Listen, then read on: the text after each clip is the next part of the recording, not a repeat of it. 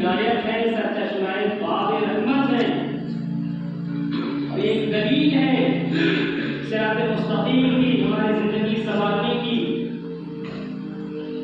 میرے عزیزوں، قرآن جیسی کتاب نہ پہلے نازل کی گئی اور نہ قیامت تک کی جائے گی، اور اس کے بارے میں تو اللہ تبارک و تعالیٰ نے بار بار جگہ جگہ پر ارشاد فرمایا اور واضح دلیلیں پیش کی قرآن کے اندر۔